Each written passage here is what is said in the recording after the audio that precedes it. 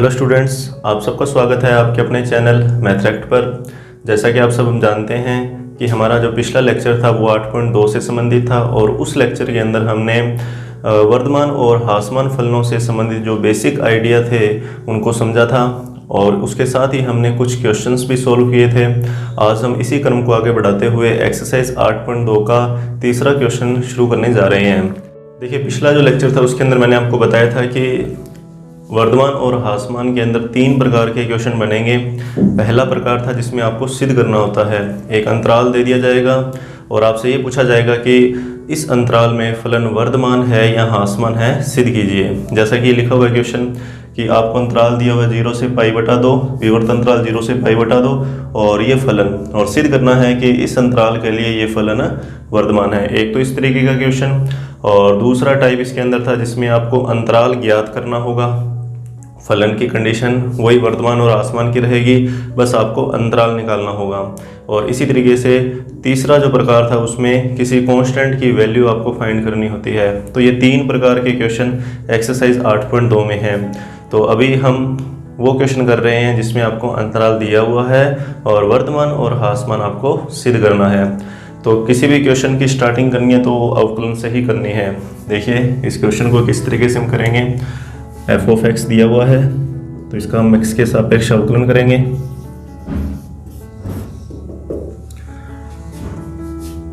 तो log का अवकलन किया 1/sin(x), sin का अवकलन करोगे cos(x), तो ये बनेगा cot(x). ये तो आ गया फलन का अवकलन।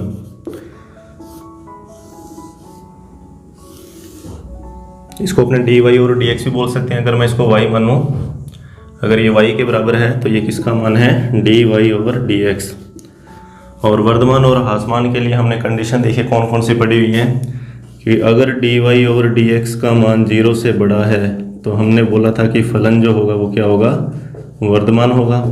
और अगर dy/dx का मान 0 से छोटा है तो फलन क्या होगा, ह्रासमान। तो इन्हीं दो को हमने ध्यान में रखना है, 0 से बड़ा मान और 0 से छोटा मान। तो देखिए, आपको जो अवकलन मिला है dy और dx का मान, या यूँ कहें कि f'(x) का मान वो cot(x) है और अंतराल दिया हुआ है ये वाला। तो देखिए किस तरीके से लिखेंगे। दिया गया अंतराल, ठीक है, दिया गया अंतराल कौन सा है, 0 से π/2 है। तो देखिए 0 से 90 डिग्री, 0 से 90 डिग्री के बीच के जो मान है वो प्रथम चतुर्थांश के ही हिस्से हैं। ये जितने भी एंगल यहाँ पर आएंगे वो सारे के सारे फर्स्ट क्वाड्रेंट के अंदर हैं। तो उसी चीज़ को हम यहाँ लिखेंगे। दिया गया अंतराल 0 से π/2 है जो कि प्रथम चतुर्थांश का भाग है। और हम जानते हैं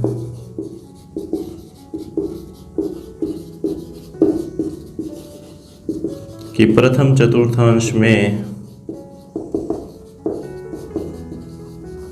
सभी त्रिकोणमितीय अनुपात क्या होते हैं, धनात्मक। ठीक है, ये हम अच्छे से जानते हैं कि प्रथम चतुर्थांश में सभी त्रिकोणमितीय अनुपात धनात्मक होते हैं। तो अभी जो अवकलन है वो cot(x) है, तो ये भी त्रिकोणमितीय ही अनुपात है। तो 0 से π/2 में ये जो अनुपात आएगा वो क्या होगा, धनात्मक होगा। सभी त्रिकोणमितीय अनुपात धनात्मक होते हैं, अतः दैट एम्प्लाइज जो cot(x) है वो 0 से क्या होगा, बड़ा होगा। यहाँ लिख देना for all x belongs to 0 to π/2। अच्छा, cot(x) अगर धनात्मक है तो cot(x) जो है वो dy और dx के बराबर है। तो dy/dx जो है वो 0 से क्या हुआ, बड़ा। For all x belongs to 0 से π/2, अतः दिया गया फलन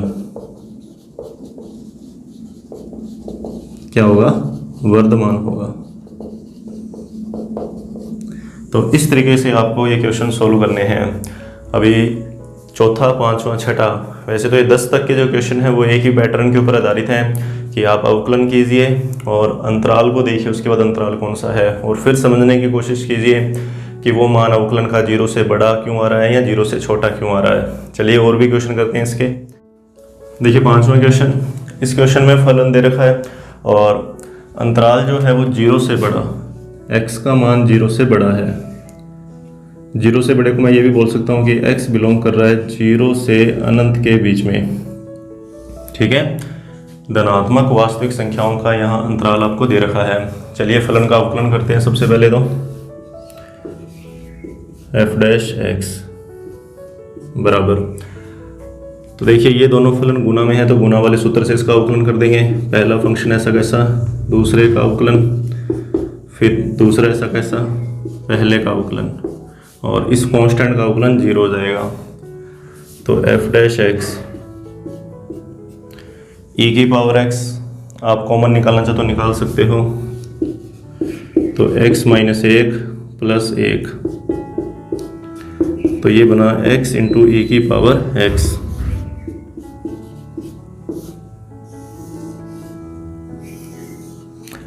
ठीक है, अब देखिए इस अंतराल की बारी, यहाँ लिखेंगे दिया गया अंतराल,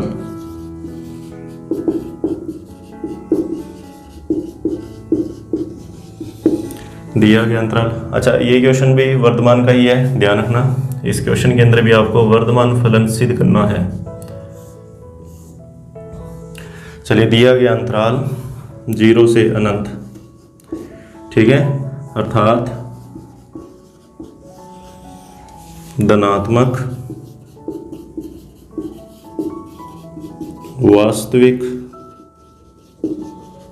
संख्याओं का समुच्चय है, ठीक है, धनात्मक वास्तविक संख्याओं का समुच्चय है। और अब देखिए ये दोनों जो मान हैं x और e की पावर x, तो यहाँ से देखिए कि x जो है वो तो 0 से बड़ा आपको दे ही रखा है, x जो है वो 0 से क्या है, बड़ा, ठीक है। और साथ में आप लिखेंगे जो e की पावर x है, और ये हम जानते हैं e की पावर x होता है वो सदैव क्या होता है, धनात्मक होता है। e की पावर x सदैव धनात्मक होता है, या ये भी लिख सकते हैं कि e की पावर x 0 से क्या होगा, बड़ा हमेशा। x का मान चाहे कुछ भी है, और अभी हमें जो x का मान है वो क्या दे रखा है, धनात्मक प्लस में दे रखा है, तो e की पावर x को हल करने पर भी जो आंसर है वो प्लस में ही आएगा। तो ये भी धनात्मक है और ये भी धनात्मक है, तो दो धनात्मक संख्याओं का जब गुणा करोगे तो वो भी क्या आएगा, धनात्मक आएगा। दैट मीन्स x इंटू ई की पावर x जो है वो 0 से क्या रहेगा, बड़ा रहेगा। और अगर ये 0 से बड़ा रहेगा तो इसका मतलब जो फलन का अवकलन है dy और dx, या यूँ कहें कि f डैश x, ये वाला मान भी 0 से क्या आएगा, बड़ा। और अगर ये मान 0 से बड़ा है तो दिया गया फलन जो वो क्या हो जाएगा, वर्तमान हो जाएगा, ठीक है। वो आप लिख सकते हैं कि दिया गया फलन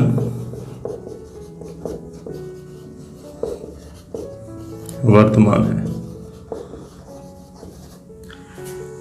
ठीक है। नेक्स्ट क्वेश्चन देखिए, इस क्वेश्चन के अंदर भी आपको वर्तमान ही सिद्ध करना है। वर्तमान फलन बहुपद है और अंतराल जो है वो x बिलोंग्स टू r है। x बिलोंग्स टू r का मतलब हुआ कि माइनस अनंत से प्लस अनंत के बीच के सभी numbers, x belongs to minus अनंत से प्लस अनंत के बीच में, मतलब सभी वास्तविक संख्याएं, सभी वास्तविक संख्याएं। तो सभी वास्तविक संख्याओं के लिए ये फलन वर्तमान है, ऐसा हमें सिद्ध करना है। सॉरी, तो इस फलन का सबसे पहले हम करेंगे अवकलन f डैश x, तो x क्यूब का अवकलन किया 3x स्क्वायर, फिर माइनस 12x, फिर प्लस 12 और इस एक का 0, ठीक है। ये तो f डैश x का मान आया। अब इस अंतराल के लिए इसे 0 से बड़ा दिखाना है, तो वो देखिए कैसे दिखाएंगे। इस टाइप का एक एग्जाम्पल भी है, उस एग्जाम्पल को भी आप देखना। यहाँ से हम 3 कॉमन निकालेंगे, तो x स्क्वायर माइनस का 4x प्लस का 4, तो ये बना 3, और ये एक सर्व समीकरण से पूर्ण वर्ग बन जाएगा x माइनस 2 का। तो f डैश x का मान आया 3 इंटू में x माइनस 2 का होल स्क्वायर, तो ये वर्ग है, ठीक है। ये मान जो वो क्या है, वर्ग, और वर्ग के बारे में हम जानते हैं कि वर्ग सदैव धनात्मक होता है। तो यहाँ लिख देंगे, हम जानते हैं कि वर्ग सदैव धनात्मक होता है। ठीक है, वास्तविक संख्याओं के लिए इस बात को आप जरूर यहाँ पे लिखेंगे कि सभी वास्तविक संख्याओं का जो वर्ग है वो क्या होता है, धनात्मक होता है, वास्तविक संख्याओं का। तो देखिए 3, और ये जो 3 है, 3 तो वैसे ही हमें पता है कि 0 से बड़ा है, और ये जो वर्ग है ये वर्ग भी क्या आ गया, 0 से बड़ा। तो ये मान पॉजिटिव है और ये वाला भी पॉजिटिव है, तो दो धनात्मक संख्याओं का गुणा करोगे तो वो भी क्या आएगा, पॉजिटिव आएगा। तो आप लिख सकते हैं कि f डैश एक्स का मान that implies f dash x जो है वो 0 से क्या आएगा, बड़ा, for all x belongs to r, कि प्रत्येक वास्तविक संख्याओं के लिए इसका अवकलन 0 से बड़ा है। तो इसका मतलब दिया गया फलन क्या होगा, दिया गया फलन for all x belongs to r के लिए वर्धमान है। ठीक है, तो अभी ये तो थे वर्धमान के क्वेश्चन, अब इसी तरीके के क्वेश्चन होंगे और वो आसमान के ऊपर आधारित होंगे। देखिए क्वेश्चन नंबर 7, जो कि आसमान फलन हमें सिद्ध करना है। अंतराल वही पहले वाला कि माइनस अनंत से प्लस अनंत के बीच में सभी वास्तविक संख्याएं। तो स्टार्ट करेंगे इसके अवकलन से, फलन का अवकलन करेंगे x के सापेक्ष। तो tan इनवर्स x का अवकलन 1/1 plus x square minus 1, x का x के सापेक्ष अवकलन 1। तो f डैश x बराबर 1 प्लस एक्स स्क्वायर लघुत्तम ले लेंगे, तो 1 minus 1 minus x square solve कर सकते हैं अब इसे। तो f डैश x बराबर आएगा, ये कैंसिल हो जाएगा, तो माइनस का एक्स स्क्वायर बटा में 1 प्लस एक्स स्क्वायर। तो अभी देखिए कि इसको 0 से छोटा, क्योंकि आसमान सिद्ध करना है तो 0 से छोटा दिखाना पड़ेगा। तो यही देखना है कि इसको 0 से छोटा हम किस प्रकार से दिखा सकते हैं। तो एक्स स्क्वायर तो प्लस का आएगा, वर्ग है, ठीक है, और ये एक्स स्क्वायर भी प्लस में रहेगा, प्लस 1 जुड़ा हुआ है तो वो भी धनात्मक रहेगा। आप यहाँ पर इस तरीके से बता सकते हैं कि एक्स स्क्वायर तो 0 से बड़ा है, इसी तरीके से 1 प्लस एक्स स्क्वायर जो आएगा वो भी 0 से क्या आएगा, बड़ा आएगा। कि अगर ये धनात्मक है तो 1 प्लस एक्स स्क्वायर भी धनात्मक रहेगा, और ये वर्ग है तो वर्ग तो धनात्मक होना ही है। यहाँ पर भी वर्ग है तो ये धनात्मक, 1 जोड़ोगे तो वो भी प्लस में रहेगा। लेकिन यहाँ पर जो निशान है वो क्या है, माइनस का है, कि ये संख्या प्लस की है, नीचे वाली संख्या भी प्लस की है, लेकिन दोनों धनात्मक संख्याओं के आगे माइनस लगा हुआ है। ठीक है, दोनों के लिए मतलब एक माइनस है यहाँ पर कॉमन, तो उसके कारण ये जो रिजल्ट है वो किस में चेंज हो जाएगा, माइनस में चेंज हो जाएगा। तो यहाँ पर लिखेंगे लेकिन ऋण चिन्ह के कारण, ठीक है, माइनस के कारण माइनस एक्स स्क्वायर अपॉन में 1 प्लस एक्स स्क्वायर, ये 0 से क्या हो जाएगा, छोटा हो जाएगा। ठीक है, कोई प्रॉब्लम तो नहीं आएगी इसमें समझने के लिए इसको, कि एक्स स्क्वायर तो पॉजिटिव है और 1 प्लस एक्स स्क्वायर भी पॉजिटिव है, लेकिन आगे माइनस होने के कारण ये जो उत्तर है वो क्या आएगा, माइनस में आएगा। इसलिए तो f डैश एक्स, जो f डैश एक्स है वो 0 से क्या हुआ, छोटा। तो f डैश एक्स के 0 से छोटा होने का मतलब फलन का अवकलन 0 से छोटा है, तो दिया गया फलन जो वो क्या होगा, आसमान होगा, वो आप लिख सकते हैं वहाँ पे लाइन। तो एक ऐसा ही एक क्वेश्चन और हम सोल्व कर लेते हैं इसका। तो देखिए क्वेश्चन नंबर 8, इस क्वेश्चन के अंदर अंतराल 0 से 45 डिग्री, ठीक है, 0 से 45 डिग्री, x का मान 0 से 45 डिग्री के बीच में रहेगा। फलन आसमान के लिए हमें इसको सिद्ध करना है। सबसे पहले तो इस फलन का अवकलन करेंगे, f डैश एक्स। तो यहाँ साइन की पावर 4, तो पहले पावर का अवकलन और फिर साइन का अवकलन। तो पावर का अवकलन किया 4 साइन क्यूब x, और अब साइन का अवकलन करेंगे तो कोस x। इसी प्रकार से यहाँ पर कोस का अवकलन करेंगे, पहले पावर का अवकलन करेंगे तो 4 कोस क्यूब x, और फिर कोस का अवकलन माइनस साइन x। तो f डैश एक्स, तो अभी तो देख के नहीं बता सकते कि ये नेगेटिव है कि पॉजिटिव है, इसलिए इसको हम आगे अब सॉल्व करेंगे। सॉल्व करने के लिए कॉमन निकाल लेंगे, तो कॉमन आ रहा है एक तो 4 और साथ में आ रहा है साइन x कोस x, क्या बचेगा, sine square x minus cos square x. ठीक है, कॉमन निकालने के बाद में sine square minus cos square आ गया। अब देखिए इस 4 को लिख दीजिए 2 × 2 और यहाँ से भी आप माइनस कॉमन निकाल लीजिए। ठीक है, वो माइनस मैंने कॉमन निकाल लिया सूत्र बनाने के लिए, कोस square x minus sine square x, तो माइनस का 2 साइन एक्स कोस एक्स, ये सूत्र बनेगा साइन 2x का। ठीक है, साइन 2 थीटा का सूत्र कि 2 साइन थीटा कोस थीटा, और यहाँ cos square minus sine square, तो ये कोस 2 थीटा का सूत्र है। कोस 2 थीटा का सूत्र है cos square theta minus sine square theta.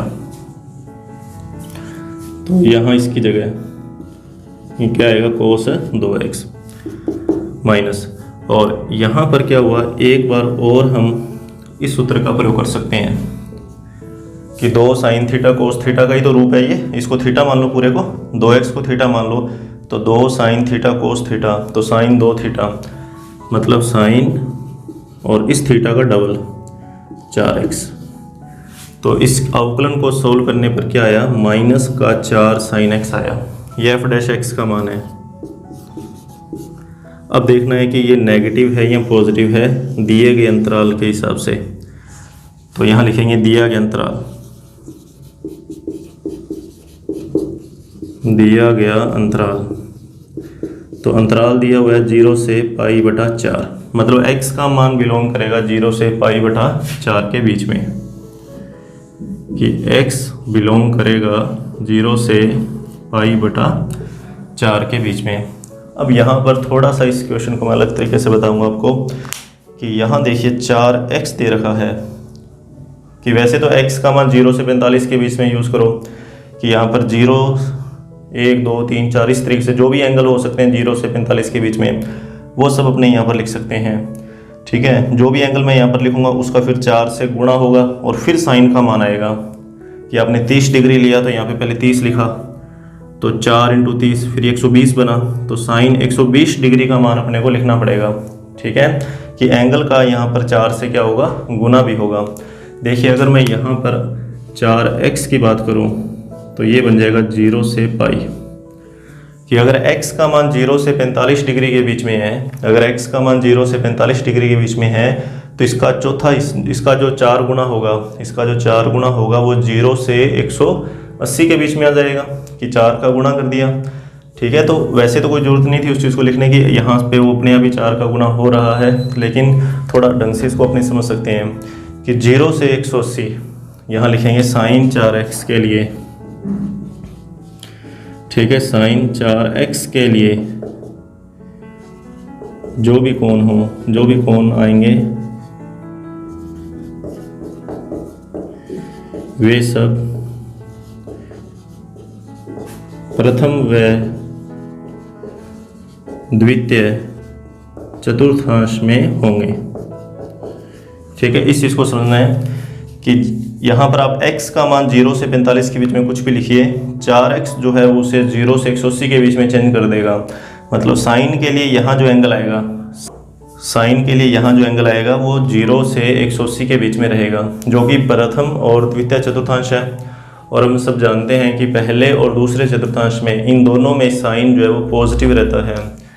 ठीक है, पहला चतुर्थांश और दूसरा चतुर्थांश दोनों में साइन की वैल्यू जो है वो क्या होती है, पॉजिटिव होती है। मतलब ये धनात्मक मान है साइन 4x, साइन 4x जो है वो क्या है, धनात्मक। साइन 4x जो है वो 0 से क्या रहेगा, बड़ा, लेकिन माइनस का साइन 4x ये 0 से छोटा हो जाएगा। माइनस के निशान का गुणा करोगे तो एसमिकाओं के निशान चेंज हो जाएंगे, कि साइन 4x अगर 0 से बड़ा है तो माइनस का जो साइन 4x होगा वो 0 से क्या हो जाएगा, छोटा हो जाएगा। और ये 0 से छोटा होने का मतलब है कि f डैश x का मान 0 से छोटा, तो इसका मतलब दिया गया फलन जो है वो क्या है, वर्धमान है, दिया गया फलन ह्रासमान है।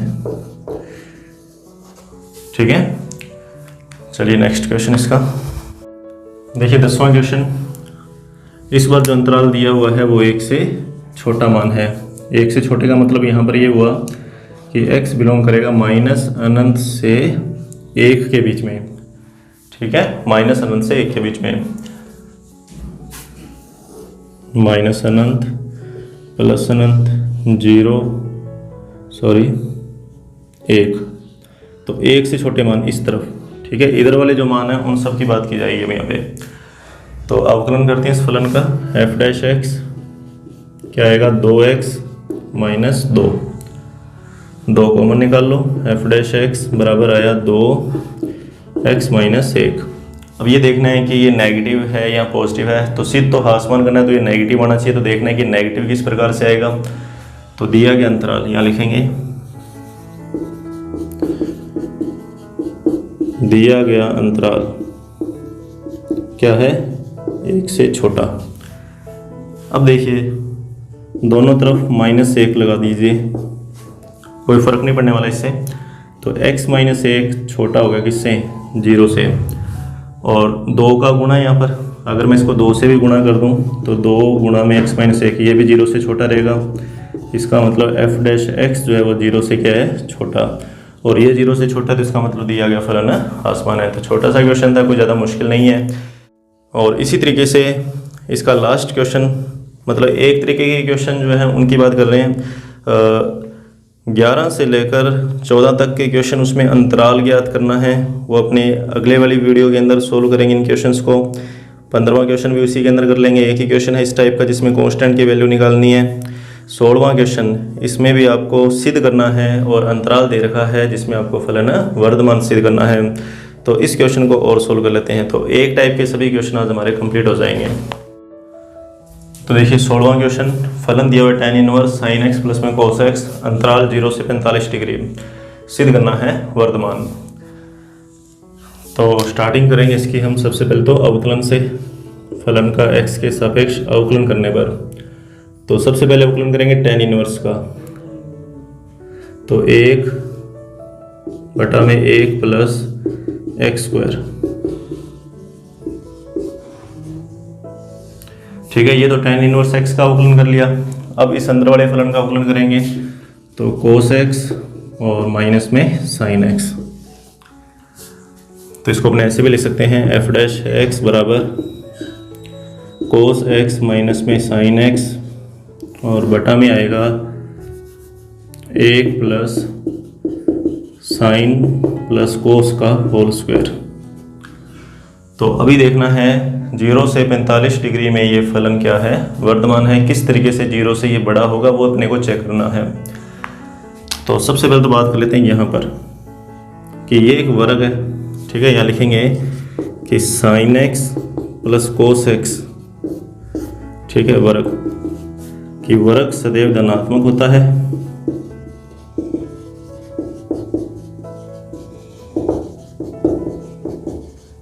ठीक है। किसके बारे में लिख देंगे कि ये एक वर्ग है और वर्ग सदैव धनात्मक होता है।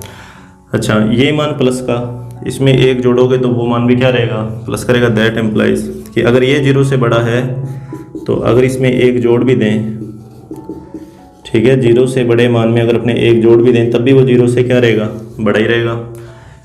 तो हर धनात्मक है, ठीक है। जो हर का मान है, हर का मान क्या है धनात्मक। अब बात कर लेते हैं अंश की कि कोस माइनस साइन का मान कैसा है। कोस माइनस साइन, तो cos x minus sine x. अब अपने को इसकी बात करनी है कि ये प्लस में है या माइनस में है।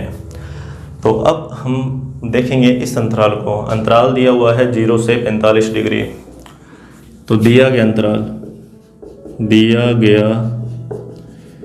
अंतराल क्या है 0 से π/4। अब आपको यहाँ पर ध्यान देना पड़ेगा, त्रिकोणमितीय अनुपातों से संबंधित हमने जो सारणी बनाई हुई है 10वीं क्लास से या 9th क्लास से हम वो सारणी बनाते आए हैं। आप उस सारणी की मदद से भी यहाँ पर आइडिया ले सकते हैं कि कौन सा मान यहाँ पर बड़ा है और कौन सा मान छोटा है। मैं कोस और साइन अलग अलग मानों की बात कर रहा हूँ। देखिए साइन और कोस के लिए हमने 0 डिग्री, 30 डिग्री, 45 डिग्री, ठीक है, 60 डिग्री, 90 डिग्री, और भी आगे एंगल है। तो इन सब के लिए हमने मान लिखे थे कि इसका मान 0, इसका मान 1, फिर 1/2, √3/2, फिर 1/√2, फिर 1/√2, फिर ये √3/2, ये 1/2, 1, 0, इस तरीके से चलता रहता है। मानिए अपने को तो 0 से 45 डिग्री के बीच में देखना है। तो देखिए 0 से 45 के बीच में, 0 से 45 के बीच में, तो 0 और 45 डिग्री के बीच में जो आप एंगल देख रहे हो अभी तो 30 डिग्री दिखाई दे रहा है, सिर्फ एक ही एंगल आपको दिखाई दे रहा है, हालांकि और भी एंगल होंगे, लेकिन एक एंगल से अपने को पता लग जाएगा। देखिए 30 डिग्री जो कि इन दोनों के बीच में है, इन दोनों के बीच में ये जो मान आया 1/2 और √3/2 आया, तो 1/2 तो हुआ 0.5 और √3/2 कल करोगे 0.866, वही √3 का मान 1.732 लिखोगे, 2 का भाग दोगे 0.866 आएगा। ये सिर्फ इतना बताने के लिए कि साइन और कोस में से कोस का मान साइन से बड़ा होता है 0 और 45 डिग्री के बीच में, ठीक है। आप इस चीज़ को ध्यान रखेंगे कि इस अंतराल में, ठीक है, दिया गया अंतराल 0 से 45 डिग्री, इस अंतराल में कोस जो होगा वो बड़ा होगा किससे, साइन से, कि कोस का मान साइन से बड़ा। दोनों तरफ साइन नेगेटिव माइनस कर दीजिए, माइनस का साइन x, तो इधर 0 हो जाएगा, ठीक है। पक्षांतरण से भी इसको समझ सकते हैं, बाकी दोनों तरफ निशान एक जैसे संकीर्णों का यूज़ कीजिए, अस्मिका के निशान पे कोई फर्क नहीं पड़ेगा। तो कोस x माइनस साइन x जो है वो 0 से क्या हुआ, बड़ा हुआ। अब देखिए जो अंश है, ठीक है,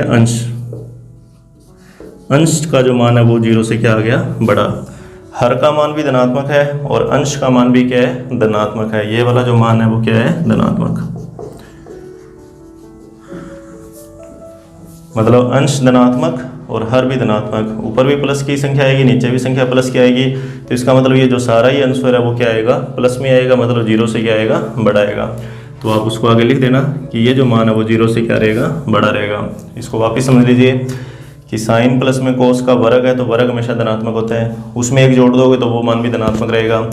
अब बात करते हैं कोस और साइन की। तो कोस और साइन के लिए इस अंतराल को देख लेंगे कि 0 से 45 डिग्री के बीच वाले एंगल जो है वो आपके अंतराल के मान हैं। तो उन सब के लिए यहीं से एक एंगल को देख के पता लगाया हमने कि साइन का मान कोस से क्या होता है, छोटा होता है, कि कोस बड़ा और साइन छोटा। पक्षांतरण करोगे या दोनों तरफ साइन नेगेटिव लगाओगे तो कोस माइनस साइन 0 से बड़ा हो जाएगा, मतलब अंश का मान 0 से बड़ा। तो ऊपर वाली संख्या भी धनात्मक है, नीचे वाली संख्या भी धनात्मक है, तो ये सारा ही आंसर 0 से क्या आ गया, बड़ा। और अगर ये आंसर 0 से बड़ा है तो अवकलन 0 से बड़ा हो गया, और किसी फलन का अवकलन अगर 0 से बड़ा है तो वो फलन क्या होगा, वर्धमान होगा। तो आज का हमारा लेक्चर यहीं पर समाप्त होता है। अब आप इन क्वेश्चंस का एक बार अभ्यास करके देखेंगे, साथ में इन्हीं के ऊपर आधारित जितने भी एग्जाम्पल हैं उन एग्जाम्पल्स को भी आप ज़रूर सोल्व कर लीजिए। इसके बाद अपने जो नेक्स्ट जो आने वाली वीडियो होगी उसके अंदर हम अंतराल ज्ञात करना सीखेंगे कि किस प्रकार से अंतराल ज्ञात किए जाते हैं, कि ये जो अंतराल आपको दिया हुआ है ये अंतराल आया किस तरीके से। तो वर्धमान और ह्रासमान की कंडीशन हमें दे रखी होगी और उसी कंडीशन को ध्यान में रखते हुए अंतराल ज्ञात करना होगा। और साथ में एक क्वेश्चन वो होगा जिसमें हम कांस्टेंट का मान ज्ञात करेंगे। Thank you.